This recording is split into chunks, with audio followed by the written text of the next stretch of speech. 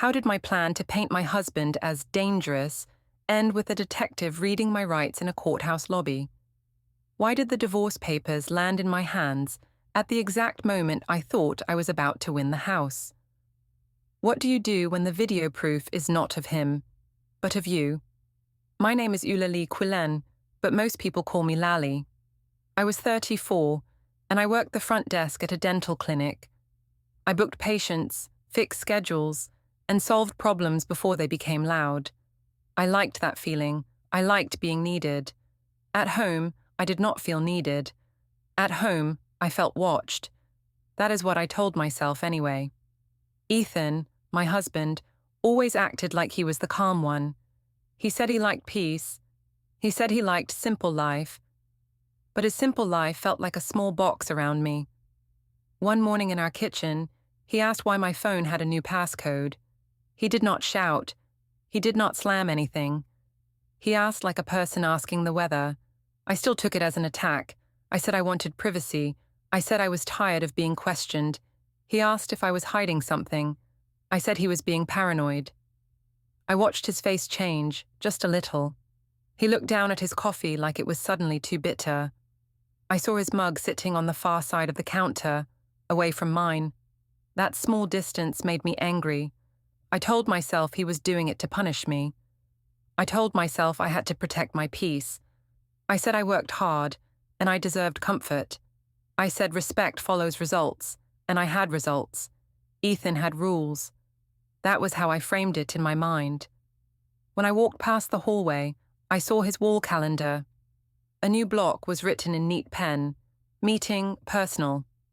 Under it was a place name, like a reminder. Northside 9:10 a.m. I asked him what it was. He said it was just a meeting. I asked what kind. He said it was personal. I laughed like it was funny. He did not laugh back. I told myself he was being secretive first.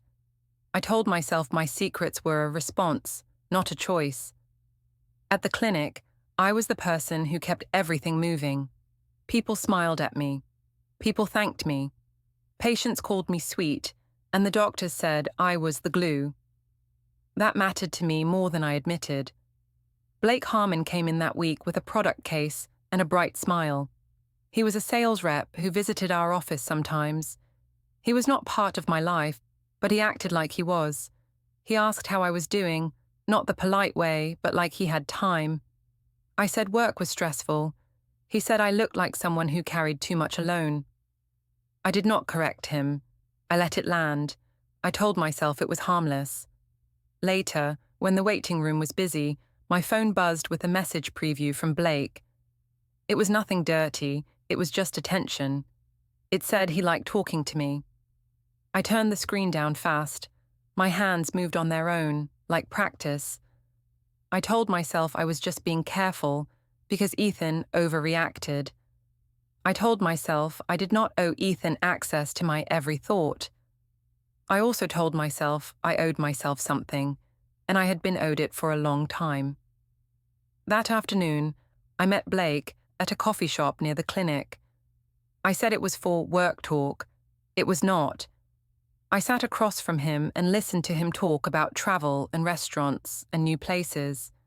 He asked if I was happy. I said marriage was complicated. He asked if Ethan appreciated me. I said Ethan did not see me the way he used to. Blake said I deserved to feel wanted. I nodded like it was a fact, not a temptation. He said some men got comfortable and started acting like owners. I let that idea sink in because it gave me a role, the trapped woman, the one who needed escape. Blake asked what I would do if you could start over. I said I would choose myself. He said that sounded brave. I liked that word, brave. Not selfish, not reckless. Brave. Then he said something that stuck like a hook in my mind. He said if a woman ever had to leave, she should protect what she built. He said homes were not just walls, they were leverage. He said I should never walk away empty-handed. I did not ask what he meant. I understood. And I liked understanding. On the drive home, I rehearsed my own story. I told myself Ethan did not make me feel safe. I told myself I needed options. I told myself the house was partly mine, but also more than mine. It was proof that I had done marriage right. If I lost it, then I would look like I failed. I could not accept that. I did not want to be the woman people pitied and then forgot. That night, Ethan stood in the kitchen while I put groceries away. He asked who I met after work. I said I grabbed coffee. He asked with who. I said a coworker. He asked why I did not text. I said my phone died. It did not die. I watched him look at my charger on the counter, plugged in. He asked if Blake was just a client. I said Ethan was jealous because I was good at my job. I said he should be proud. I said he was trying to control me. Ethan did something that made my stomach tighten. He did not argue. He just opened a cabinet and took out folders. They were plain, but they had labels in black marker: utilities, bank, household. He put them in a neat stack, like he was building a small wall. I asked what he was doing. He said he was organizing. I said it was weird. He said it was responsible. I rolled my eyes and told him he was acting like my father. He did not react to that either. That calm made me feel less safe than anger would have. Calm meant planning. Later, when I went upstairs, I noticed the faint smell of toner in the hall, like someone had been near a printer. I also heard a soft click from the office door, like a lock turning. I paused with my hand on the railing. I told myself Ethan was hiding something. I told myself my cheating was not the real problem. I told myself his secrecy started it. I went into the bedroom and sat on the edge of the bed, and I stared at my phone. Blake's last message was still there, glowing like a little exit sign. I did not feel guilty. I felt ready. The next week, I acted like nothing had changed. I went to work, smiled at patients, and came home with the same keys in my hand. But inside, I was already living two lives. One life was the one people could see. The other life was the one that made me feel powerful. Cassidy invited me out on Friday. She said we needed a girls' night and fresh photos. I said I could go, but Ethan might be tired. Cassidy said husbands could handle one evening. I told myself that was true. I also told myself that if Ethan complained, it would prove my point. We went to a rooftop bar downtown. The lights were soft and the music was loud, but I still watched every face around me. I liked being seen. I liked being the person people looked at and wanted to be near. Ethan came too, because I pushed it. I told him it would be good for us. He asked if we could just stay home and watch a movie with Maya. I said we had been home enough. He asked if I was upset with him. I said he was making it about him again. At the bar, Cassidy started taking videos right away. She filmed the drinks and the skyline. Then she filmed me laughing, and she filmed Ethan sitting quiet. She asked why he looked like he hated fun. Ethan said he was fine. Cassidy asked if he was mad at me. Ethan said he just felt out of place. I leaned close to Cassidy and said Ethan had been weird lately. I said he kept asking where I went. I said he did not trust me. I made my voice small like I was worried. Cassidy loved that. She told me I was too nice. She said men like Ethan needed to be checked. She posted a story with Ethan in the corner of the frame, shoulders tense, eyes tired. She wrote a caption that made him look like the villain. I saw it and liked it. I wanted the world to see what I saw. I wanted the story to be set early, before the truth had a chance. Ethan asked if we could leave after an hour. He said Maya had a school event in the morning, and he did not want to be tired. I said he was acting like my father again. He asked why I kept saying that. I said, because he was trying to manage me. He said he was not managing me. He was asking. I said his asking felt like pressure. I said he always made me feel like I was doing something wrong. He looked at me for a long moment, then looked away. He did not raise his voice. That made me more annoyed. I wanted him to snap. I wanted proof. On the drive home, I checked my phone and saw comments on Cassidy's post. People wrote things like "poor Lali" and "he looks controlling." I felt a warm rush in my chest. It was not love. It was control. I told myself this was protection. I told myself if people already believed me, then I could not lose. The next day, at the school pickup line, I noticed other parents looking at us. One mom I barely knew leaned toward me and asked if Ethan was okay lately. She said he seemed down. I smiled and said he had mood issues. I said he was under stress. I said I tried to help, but he pushed me away. The mom nodded like she understood. Ethan stood by the car and held Maya's backpack strap. He did not hear every word, but he saw the way people watched him. He asked me later what the mum said. I said she asked about Maya's homework. He knew that was not true. His mouth pressed into a thin line. At home, Ethan showed me his phone. He said strangers were sending him messages. He said someone told him to treat his wife better. He asked if Cassidy posted something about him. I said Cassidy posted a fun video. I said he was too sensitive. He asked why everyone thought he was a bad husband now. I said because he acted like one sometimes. I said his jealousy made him look guilty. He asked guilty of what? I said guilty of not trusting me. I watched him blink, slow, like he was trying to find the right words. He opened his laptop on the living room table. He said he wanted to show me something. I assumed he would show me my own messages, like he had found something. My heart jumped, but then I saw only a spreadsheet. It had columns and rows, dates and short notes. No title, no big words, just plain lines. I asked what it was. He said he was tracking household tasks and spending because things felt messy. I laughed. I said he was making a file to build a case against me. He asked what case. I said the kind that makes wives look crazy. He said he was not doing that. He said he just wanted clarity. I told him clarity was another word for control.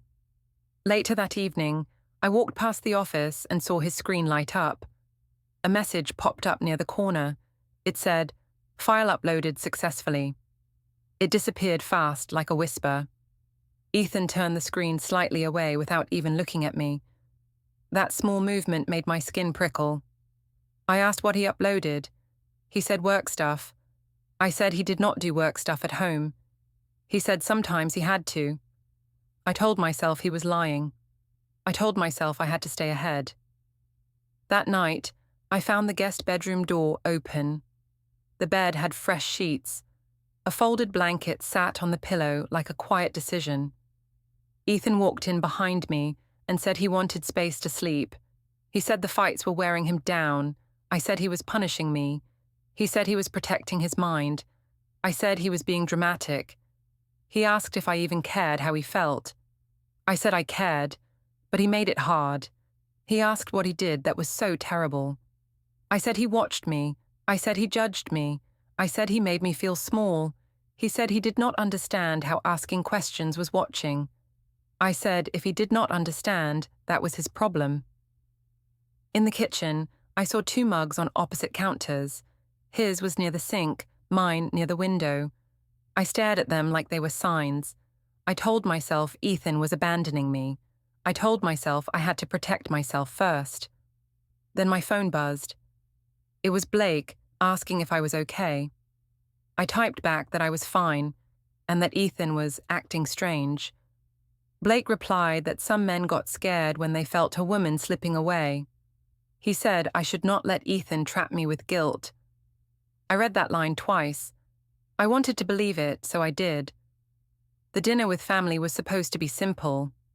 That was the word Ethan used.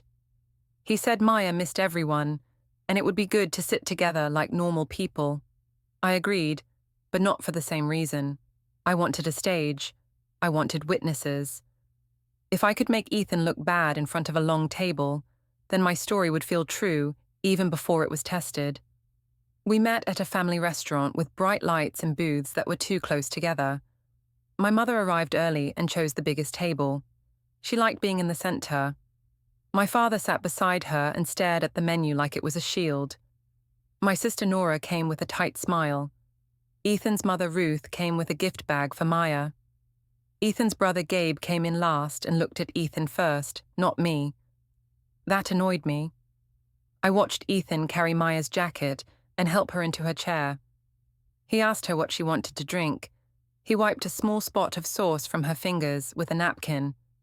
I should have felt something warm. Instead, I felt like he was performing. In my mind, I turned his kindness into a weapon. I told myself he was trying to look good so nobody would believe me later. When the waiter came, Ethan asked if we could keep things calm tonight. He did not say it loudly. He said it like a quiet request. I smiled and said, of course. Then I made sure it did not happen. I started with jokes. I said Ethan was all rules and no fun. I said he could not handle my social life. My mother laughed too hard. Cassidy was not there, but my mother filled that role. She asked Ethan if he still tracked the family budget like a manager. Ethan said he liked knowing where money went. I said he treated me like an expense. Ruth's face fell. Gabe looked at me like he wanted to speak, but Ethan glanced at him and Gabe stayed quiet. Ethan asked me to stop a few times. He asked it softly, like he was trying not to embarrass me. That was the funny part. I wanted him to embarrass me. I wanted him to get sharp.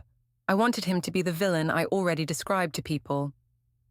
When he stayed calm, I pushed harder. Under the table, my phone buzzed. I glanced down and saw Blake's name. My heart jumped in a way I refused to call guilt. His message asked if I was surviving family night. Then he wrote that if I ever needed a real escape, he knew places where nobody asked questions. I stared at that line too long. Ethan noticed my eyes drop. He asked if everything was okay. I said it was my co-worker asking about a schedule. I said the clinic was a mess without me. Ethan nodded, but his jaw tightened. When the food came, I leaned into the performance. I asked Ethan, in front of everyone, if he was going to act moody again. I said I worried about his mood swings. I used those words on purpose. They sounded serious but vague. My sister Nora looked at me sharply. She asked what I meant. I said Ethan had been stressed and had trouble managing his emotions. I said I tried to help, but he shut down. Ethan asked me not to talk about him like that. I said I was just being honest. Maya dropped a fry and Ethan picked it up without fuss. Ruth offered to take Maya to the restroom. Ethan thanked her. I watched them stand together, calm and steady, like a small team. I hated that team. I felt outside of it. So I tried to break it. I asked Ruth if she thought Ethan was too strict. Ruth said Ethan had always been gentle. She said he had a patient heart. My mother snorted and said gentlemen were not always safe men. That line made my skin buzz. It was exactly the kind of sentence that could become a rumor later. I looked at Ethan and waited for him to react. He did not. He took a sip of water and said nothing. That silence made my mother talk more. She said some men hid their real selves until they felt threatened. I said I had felt threatened lately. I did not specify how. I let them imagine. Gabe could not take it. He asked what I was accusing Ethan of. He asked why I was speaking like Ethan was a stranger. I said I was not accusing him. I said I was sharing feelings. I said feelings were valid. Ethan asked Gabe to stop. He said he did not want to fight in front of Maya. Gabe looked angry, but he listened. Ethan's calm worked on him. Ethan's calm never worked on me. After dinner, we went to a community hall fundraiser for the school. It was crowded and warm, with tables of baked goods and small raffle prizes. Parents moved in groups. People smiled too much. I saw phones out, filming the kids singing and the decorations. I felt the eyes on us again, the quiet judgment from the pickup line spreading like mold. I walked close to Ethan and asked him, loudly, if he was okay tonight. I asked if he needed to step outside to cool off. I used the words like a trap. If he said yes, he looked unstable. If he said no, I could say he was lying. Ethan said he was fine. He said he just wanted to help Maya pick a raffle ticket. He kept his voice even. I raised my voice a little more. I said he was always pretending.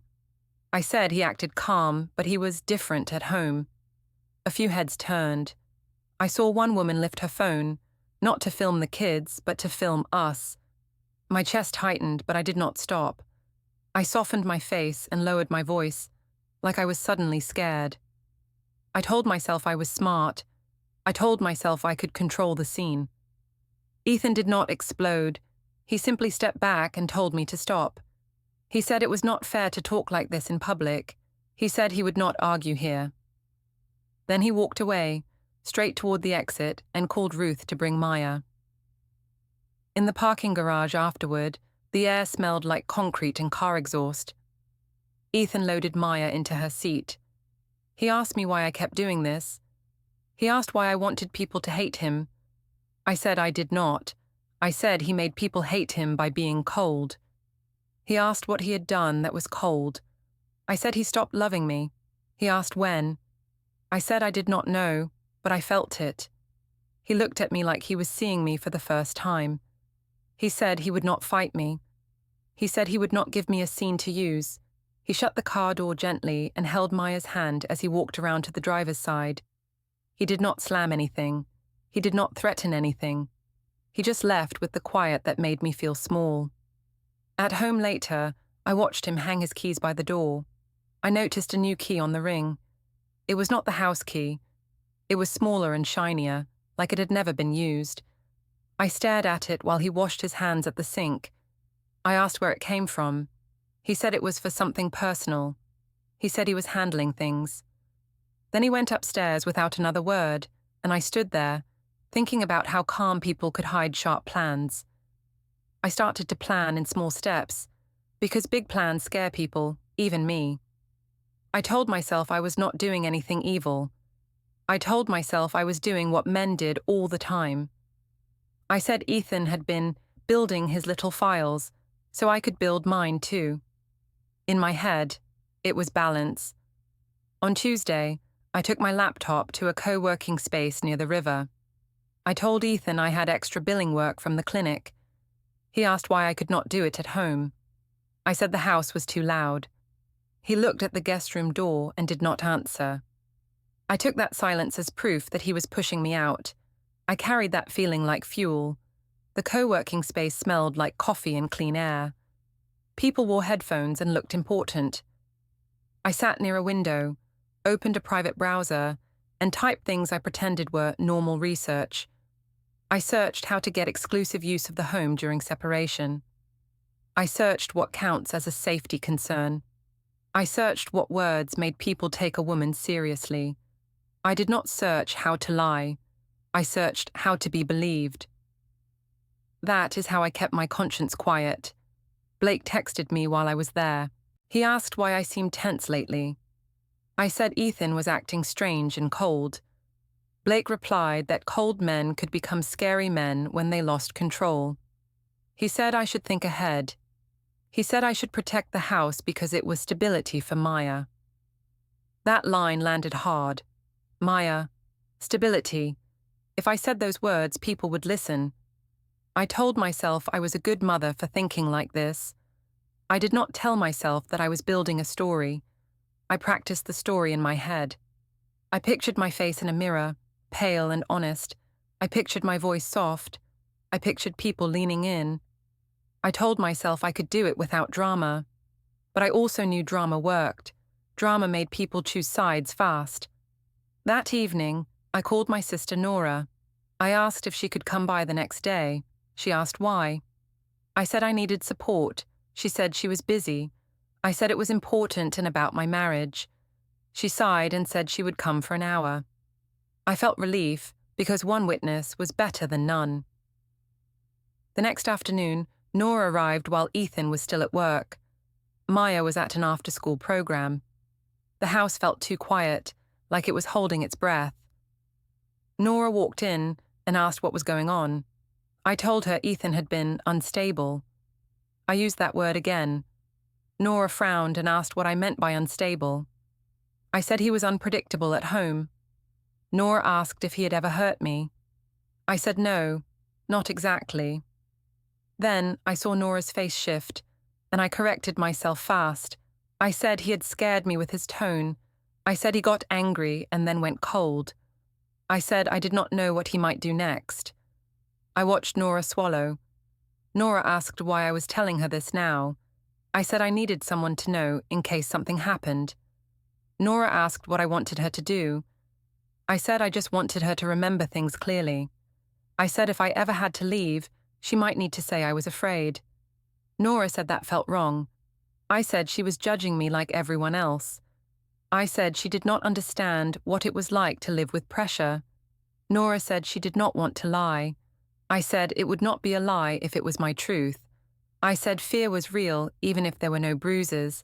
I hated myself for saying it so smoothly. I also felt proud because it sounded smart. After Nora left, I walked through the house and looked at it like a prize. I touched the kitchen counter, the cabinet handles, the framed photos. I told myself I had earned this home. I told myself Ethan would take it from me if I did not act first. I said to myself that he had already started, with his folders and his quiet meetings. Outside, in the driveway, I stared at the doorbell camera. It was small, black, and steady. I told myself it was mine too, because I lived here. I told myself it watched me like Ethan watched me. I went to the curb and moved the big trash bin. I placed it near the steps, trying to block part of the porch view. I did it quickly, like a person who just happened to set it there. I did not know the camera still saw most of the area. I did not even check. I assumed I was clever. Back inside, I chose one small thing to show later. I did not want real damage. I wanted something that looked like an accident. I pushed a lamp on the side table so it hit the floor and cracked its shade. The sound made my stomach jump. I stared at it for a moment, then told myself it was just a lamp. I took my key and scraped it lightly along the wall near the table, leaving a thin line. It looked like a careless bump. I said out loud that Ethan had done it before. Hearing myself say, it made it feel more real. Then I took a picture of the crack and the scratch. When Ethan came home, I acted tired. He asked how my day was. I said work was heavy. He asked why the trash bin was near the steps. I said the wind moved it. He looked outside and then looked back at me. He did not argue. He went to wash his hands. That calm made me itch. Later, when he walked into the living room, he noticed the lamp. He asked what happened. I said I did not know. I said maybe he knocked it over when he walked past. He said he had not been near it. I said he must not remember. He stared at the wall scratch. He asked when it happened. I said it happened during one of his moods. He asked what mood. I said the one where he acted cold and scary. He asked me to stop saying scary. He said he had never threatened me. I said he did not have to threaten me to scare me. That night, after he went to the guest room, I drove to the police station lobby. My hands shook on the steering wheel, but I told myself it was normal nerves. I told myself I was doing the responsible thing. At the front desk, I said I wanted to make a report for the record. The officer asked what happened. I said there had been an argument and some things were damaged.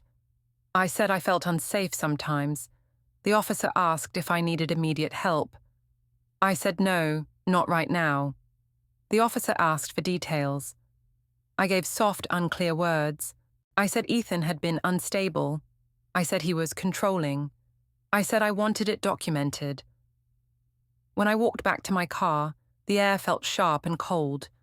I saw a vehicle pass through the lot and my breath caught. It was Ethan's car on the street nearby, heading home from a late errand. As it turned, I saw a small light inside the windshield area blink once, like a tiny eye. I told myself it meant nothing. Then my stomach sank because I knew what it could mean. I sat in my car for a long time, holding my phone, and I tried to convince myself the camera was on my side. The days after the police report did not feel like a win. I expected Ethan to panic. I expected him to beg me to fix this. I expected him to fear what people might think. Instead, he got quieter. His quiet was not empty. It was busy. He stopped trying to talk late at night. He still spoke to Maya like normal. He still asked her about school and snacks and spelling words. But with me, he used short sentences. He asked what time I would be home. He asked what Maya needed for school. He asked nothing about my feelings. That hurt my pride more than any insult. One morning, I heard a low hum from behind the office door. It sounded like a shredder. I paused at the top of the stairs, holding my phone, and listened. The sound stopped. Then I heard a drawer click, like a lock. Ethan opened the door a minute later and walked past me. I asked what he was doing. He said he was cleaning old papers. I said he was hiding something. He asked why I always assumed the worst. I said because he made me. At the clinic, I watched the waiting room and tried to act normal. But I kept checking my phone. I kept rereading my own report in my head. I kept thinking about the dashcam light I saw. I told myself cameras could be wrong. I told myself angles could lie. I told myself I was the smarter one. Still, my stomach stayed tight all day. Blake texted me more often. He asked if Ethan had backed off yet. I said Ethan was acting cold and strange. Blake replied that cold men were dangerous in quiet ways. He told me I should secure the house fast. He said if I waited, Ethan could flip it and make me look unstable. That line made me angry because it sounded like something Ethan would do. I did not stop to ask why Blake knew so much about flipping stories. I just took his fear and made it mine. At the supermarket checkout, I ran into a neighbor from our street. She smiled too politely and asked how I was. She said she heard we had a little stress at home. I said yes, but I was handling it. I said I was protecting Maya. She nodded like she believed me. When I walked away, I felt two things at once: power and shame. I told myself the shame was proof I cared. That afternoon, I stood in the school pickup line and watched Ethan wait by the car. He did not stand near me. He stood near Maya's teacher and thanked her for a note about homework. A dad nearby nodded at Ethan like they were on the same team. That made my face burn. I wanted Ethan to be isolated. I wanted him to look like the problem. He was not helping me. At home, I tried to pull Maya into my story without using big words. At bedtime, Maya asked why Dad slept in the other room. She asked if Dad was mad at her. I said Dad was not mad at her. I said Dad was just stressed. I said grown-ups sometimes needed space. Maya asked if I was sad. I said no, I was strong. Then Maya asked why I cried in the bathroom last week. I froze. I said it was allergies. Maya nodded, but she did not look convinced. Children do not need facts to feel lies. Later, Ruth came by to drop off a sweater for Maya. She stood in the kitchen and looked at me carefully. She asked if things were okay. I said Ethan was being cold and difficult. Ruth asked what that meant. I said he controlled money and watched me. Ruth said Ethan always paid bills on time and never raised his voice. She said she did not understand. I felt the room tilt. I asked if she was calling me a liar. Ruth said she was asking for clarity. I said clarity was just another way to doubt me. Ruth said she would not argue. She said she only wanted Maya safe. When she left, I felt like the door shut on my control. Nora called me that night. She said she did not like the way I was talking about Ethan. She said it sounded like I was building a case, not telling the truth. I said she was being dramatic. I said she did not live with Ethan. Nora asked if I wanted her to lie for me if it came to that. I said I wanted her to support me. Nora said support and lying were different. I told her she was choosing Ethan. Nora went quiet. She said she was choosing the truth. I ended the call fast, like hanging up could end reality. Ethan kept moving like a person with a plan. I saw his phone alarm one morning when it lit up on the counter. It said, "Paper drop, 8:10 a.m. I asked what paper drop meant. Ethan said it was an errand. I asked what kind of errand needed an alarm. He said it was important to be on time. I said he was acting secretive. He said I had no right to complain about secrets. That line hit me like cold water. He did not say it loudly. He did not swear. He just said it and kept stirring Maya's oatmeal. In the evening, I walked past the office and saw a sticky note on the desk. It said, "Bring forms." My heart raced. I told myself it was work, but Ethan did not bring home forms from work. He brought home silence and that locked drawer. I decided I could not wait. If Ethan had a file, I needed to weaken it. I told myself the best way was to remove the camera problem. The doorbell camera had become a threat in my head. It was small, but it held too much truth. After midnight, when the house was quiet, I went to the hallway closet and pulled out a step stool. I moved slowly, careful not to wake Maya. I opened the front door just enough to slip outside. The air was cold and damp. I stood on the step stool and reached toward the doorbell unit. I tried to cover it with my sleeve first, then felt around as if I could adjust it. I told myself I was just fixing a glitch. I told myself it was my home too.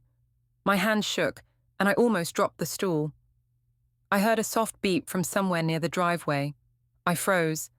I looked around and saw nothing moving. The street was empty.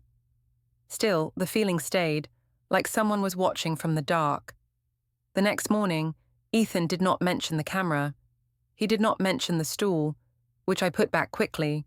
He made coffee, packed Maya's lunch, and asked me what time I would be home. His calm felt like a wall. I tried to push through it. In the living room, I asked why he was being so quiet. I asked if he wanted to punish me. Ethan said he was not punishing me.